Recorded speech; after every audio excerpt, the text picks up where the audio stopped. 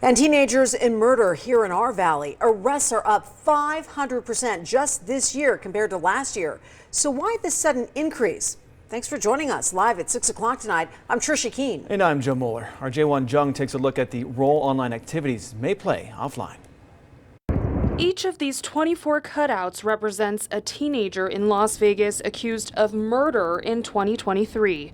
The oldest, 17 years old, and the youngest, only 13. We will all treat each other with dignity and respect. These are some of their faces. The crimes they're suspected of committing are gut-wrenching. Are you kidding me? For $40, we're beating each other to death? And police say many of their acts were recorded on cell phones and posted online. Watching their loved one basically die over and over and over again. Videos that then spread like wildfire. That's not something I wanted out there.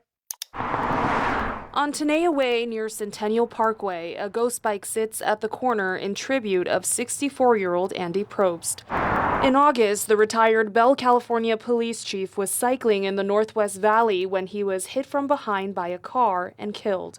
Over the past 6 months, while the ghost bike has played host to seasonal decorations, its message of remembrance remains unchanged. Just truly was an upstanding man. There's not a day that goes by Probst's daughter, Taylor, doesn't think about her late father. He is the reason I am the person I am today.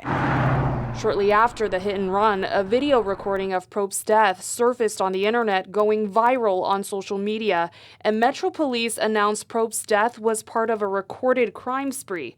2 teenagers, 17-year-old Jesus Ayala and 16-year-old Jameer Keys, arrested and charged. If you're gonna commit a crime, don't film it, and let alone don't send it. When Taylor found out about the video, she broke down.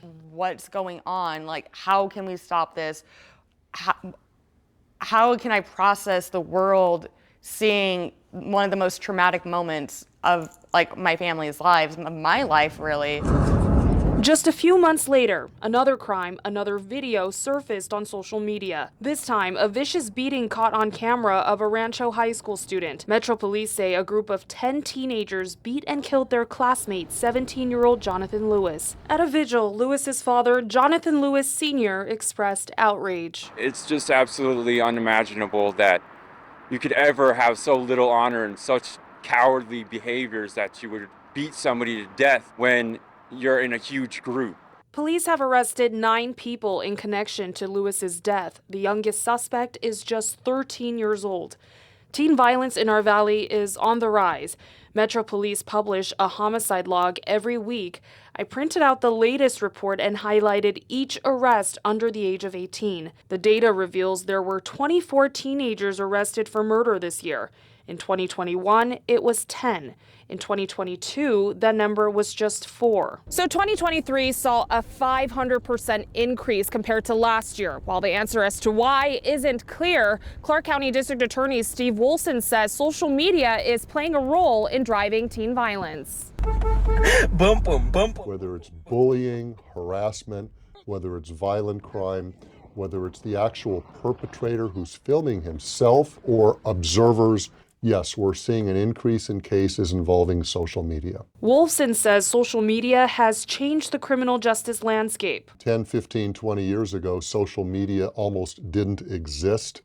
The fact that everybody has one of these now, a smartphone, including most of our teenagers, it's a different world now. And teen violence isn't just on the rise in Las Vegas. According to the Centers for Disease Control and Prevention, homicide rates for people ages 15 through 19 have increased 91% from 2014 to 2021. There were just a whole lot of cases that I found around the country where it clearly was playing a role, where you had social media instigation that gave rise to deadly violence. Alan McGillis is a reporter for ProPublica, a national news organization based in New York.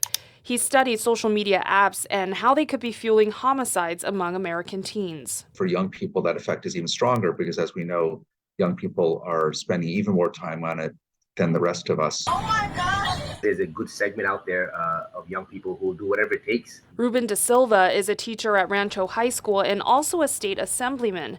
He says he's seen an uptick in teen violence both in and out of the classroom, especially after the COVID-19 pandemic. You know, there was this real forced sort of alienation where you have to, be at home. And more time alone meant more time spent online, a place De Silva describes as a breeding ground for juvenile offenders. They wanted to get clout in social media, virality. This is a wake-up call to all parents across Clark County. Lorena Biasotti is a mother of 4 and the vice chair of Clark County Moms for Liberty. She believes change begins in the household. We have to shift the amount of influence our children are getting. When children are getting more influence from social media than their own parents, that's a huge problem. And Taylor says the tragic reality is not just the loss of life, but the loss of empathy recorded for all to see. The fact that they're sitting there sending it to their peers, not only traumatizing them, but also desensitizing them to stuff like that, it was going to cause a cycle of, hey, this isn't hurting anybody, this isn't doing anything to anybody, like, I'm just going to keep doing it. I'm Jaewon Jung reporting.